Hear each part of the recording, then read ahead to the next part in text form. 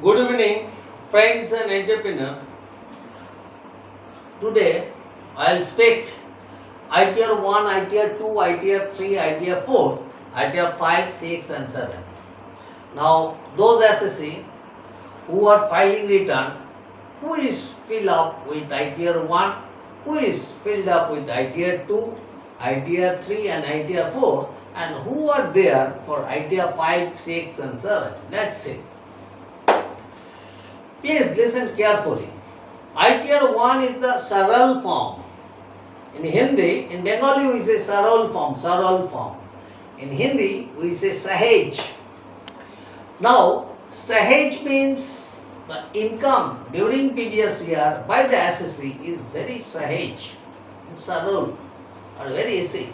Only salaried person who are resident in India during previous year and ordinarily resident in India and their total gross income not exceeding rupees 50 lakhs during the previous year, they should use or they are eligible to use the ITR 1 provided they do not have or they have only one house property and they have either zero income in the house property or a bit income by letting out partially under the head of the house property and they are having income from other sources.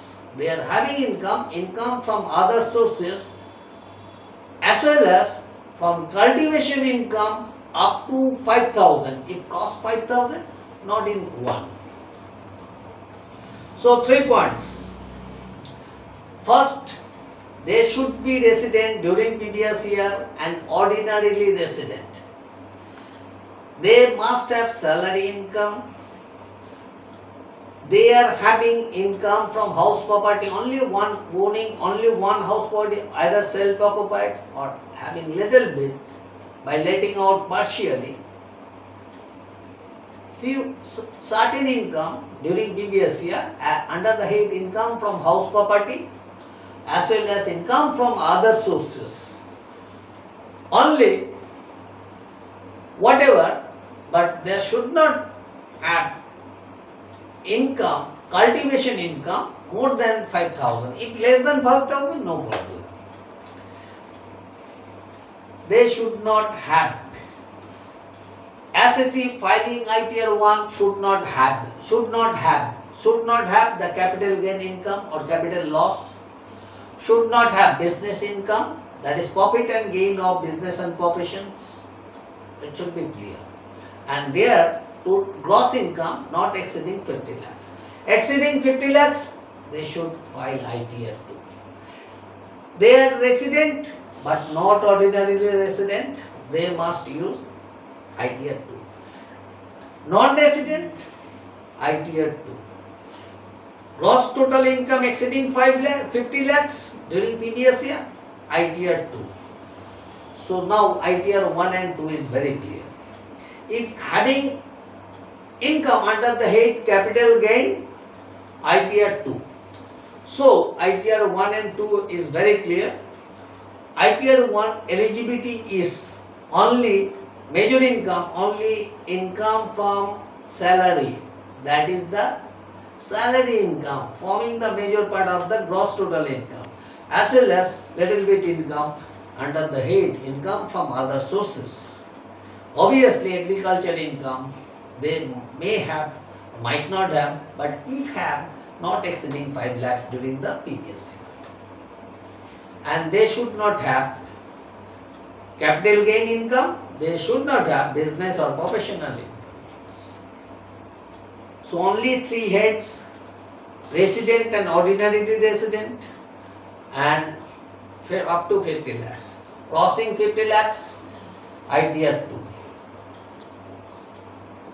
Gross total income. They are non-resident, resident but not ordinarily resident, ITR 2. Non-resident Indian, ITR 2. Crossing 50 lakhs gross total income, ITR 2. They are having income under the head of capital gain, ITR 2. They are having income, business income besides salary income also. ITR 2. But it should be not forming the major parts. Side business income, ITR. Now, I'll speak of ITR 3 and 4. Listen carefully. ITR 4 I'll speak first, then ITR 3. Those SSC not coming under ITR 4 eligibility, they should come under ITR 3. Now ITR 4, let's see.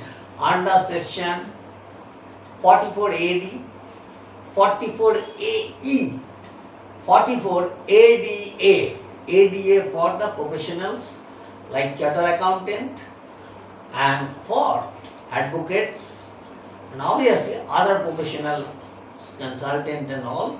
They are having specialized educations in their respective fields. They should come under the ADA. Now, AD, certain business, excluding the transportation business carried on by the SSC. It could be half, it could be a firm also, it could be individual also. Now, they are said to be specified income. Their income to be said as like their specified income. That means their total receipt during the previous year, whatever receipt, they need not to make, if they do not maintain accounts, no problem. Whatever receipt, 8% or 6% in case of section 44 AD and AD, 44 AD and 44 AE should be 8% or 6% depending upon 8% for if their total receipt of income non-digital way, 8% to be applied as NP, that is net profit, and 6% is applied as NPP, net profit, if they have received all their income digitally. In case of section 44 ADA, it should be 50% because ADA is for those SSC who provide services. In case of 44 AE also services, but transportation services. In case of AD is the carried on business. So only specified income, that is those SSC under categories as under section 44 AD, AE and as well as ADA, they should file ITR with ITR 4. Now who are coming specified income as well as their accounts are not to be audited. Now let's see the criteria for audited accounts. ITR 4 you understood, but for those SSC, whether it could be individual, it could be a firm, it could be a half, everything, no problem. Now ITR 3, let's see ITR 3. Those accounts, those are not as specified SSC, that is their income not coming under the section 44 AD, AE, ADA, they are filing return ITR 3. Why? Because their accounts, books of accounts are to be audited. Although not audited, but they are having their business income as a commissions, commission agents, and commission forming the major part of the gross total income, or LIC agent even, ITR 3, or any other agent, any types of agent, the gross total income, major part forming commissions agent. So they should come over there. Now, if somebody say me that, sir, I was employed during last 3-4 months into so-and-so company. Due to the harassment, I left the job and I started my business. And rest of my previous year was the business income. This is the business income. So what should I do? Which ITR I should avail? ITR 3. ITR 3. Okay.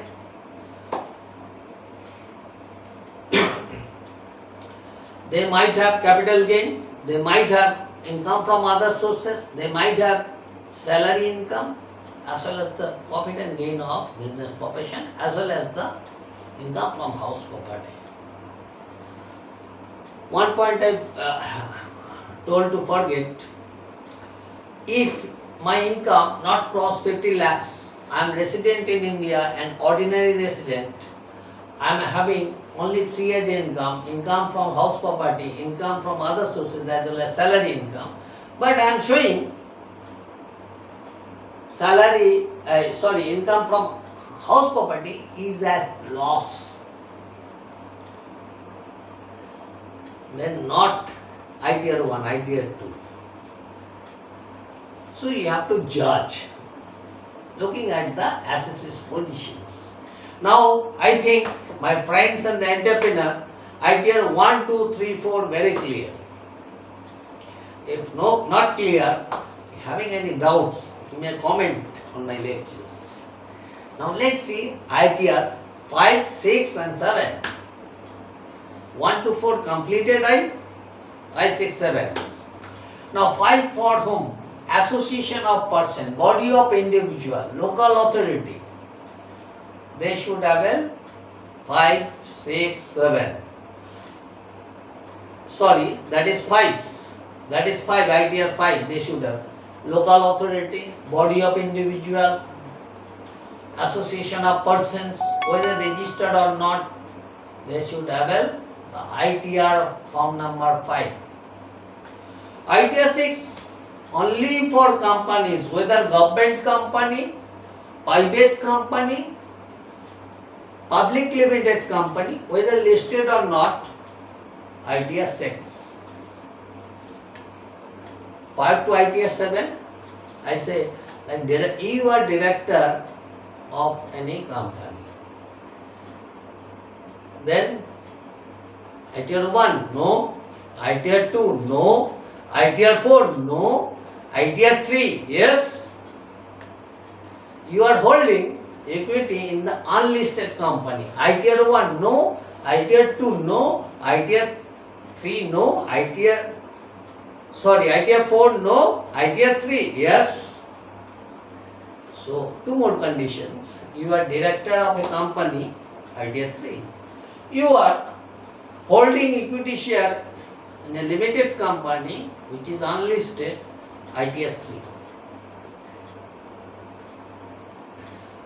Now ITR 1, 2, 3, 4 clear. Once more, 5 and 6 okay. ITR 7. ITR 7 only for the charitable institutions, government hospitals, educational institutions, bar councils, trade unions, political parties, or research developments work done by any enterprise, they should avail ITR 7. Okay friends and entrepreneur, if you have any doubts, I will clear it. Please comment me. Good night. Thank you.